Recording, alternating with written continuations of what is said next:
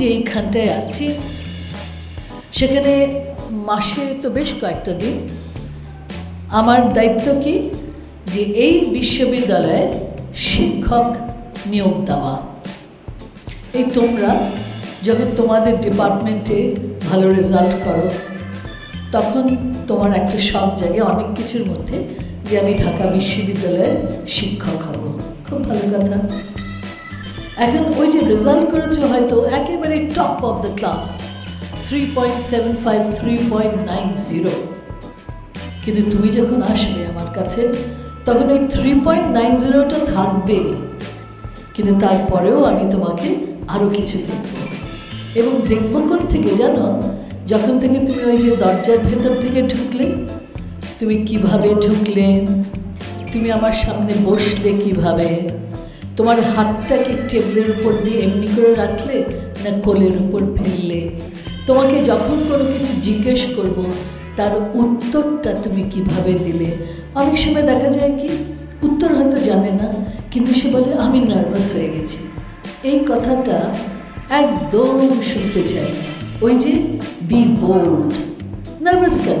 Nervous যদি হবে why did you come here? Nervous হয় কখন? যখন সে জানে না।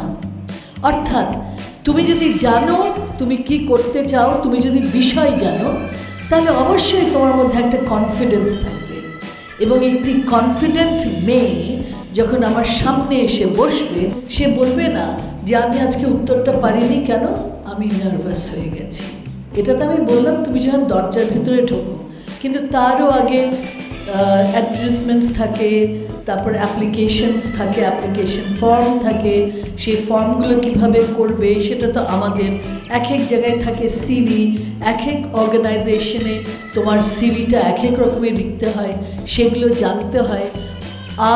আর একটি জিনিস হচ্ছে বেশি তদবির করতে হয় না।